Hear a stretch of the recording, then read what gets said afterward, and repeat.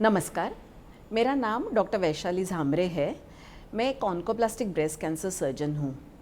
बहुत बार जब पेशेंट्स मेरे पास आते हैं और उनका ब्रेस्ट कैंसर का डायग्नोसिस होता है, तो सबसे पहला सवाल मुझे ये पूछते हैं कि डॉक्टर, मेरे में ऐसा क्या है कि मुझे ब्रेस्ट कैंसर हुआ?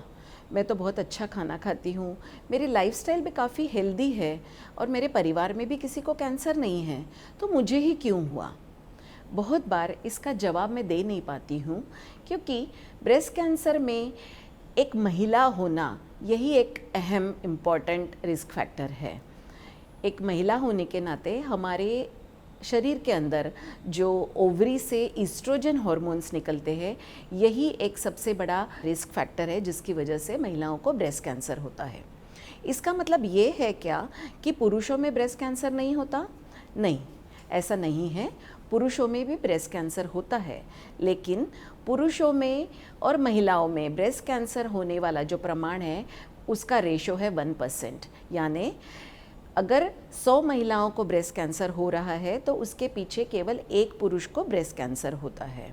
ब्रेस्ट कैंसर होने का सबसे इम्पॉर्टेंट रिस्क फैक्टर है इंडोजिनस ईस्ट्रोजन का एक्सपोजर। इसका मतलब ये है कि अगर किसी महिला के मासिक धर्म बहुत यंग एज में शुरू हुआ और मेनोपॉज अगर लेट एज में हुआ, तो पूरे ज़िंदगी में ईस्ट्रोजन का एक्सपोजर उनका ज़्यादा हुआ।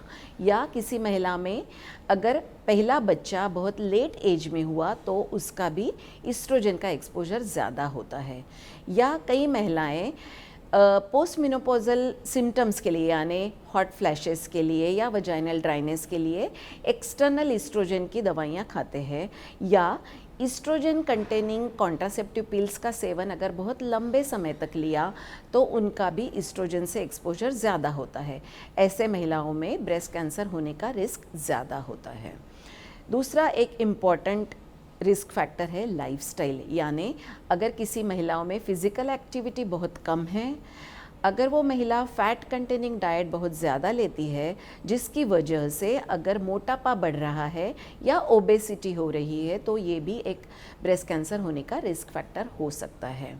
अब बहुत बार ये देखा जाता है कि पेशेंट्स को मिथ होता है कि अगर मेरी फैमिली में किसी को ब्रेस्ट कैंसर नहीं है या कोई भी प्रकार का कैंसर नहीं है तो मुझे कैंसर होगा ही नहीं। ऐसा नहीं है। अगर breast cancer related genetic mutation अगर हम देखें तो वो केवल 5 या 10% ब्रेस्ट कैंसर के मरीजों में ही पाए जाते हैं। अगर अर्ली एज में या बहुत बचपन में अगर किसी को चेस्ट वॉल को रेडिएशन दिया जाए तो उस महिला में भी आगे चल के ब्रेस्ट कैंसर होने का खतरा हो सकता है। और एक इम्पॉर्टेंट रिस्क फैक्टर हम ब्रेस्ट कैंसर के लिए देखते हैं, वो है कि अगर पहले किसी कारण से किसी ब्रेस्ट रिलेटेड तकलीफ़ के लिए अगर किसी की बायोप्सी हुई है और उस बायोप्सी में LCIS यानी lobular carcinoma in situ, ADH यानी एटिपिकल डक्टल हाइपरप्लेजिया या रेडियल स्कार, ऐसी अगर बायोप्सी की रिपोर्ट आई है तो उन महिलाओं को कॉशियस होना बहुत ज़रूरी है। आगे चल के ब्रेस्ट कैंसर होने का खतरा उनमें ज़्यादा हो सकता है।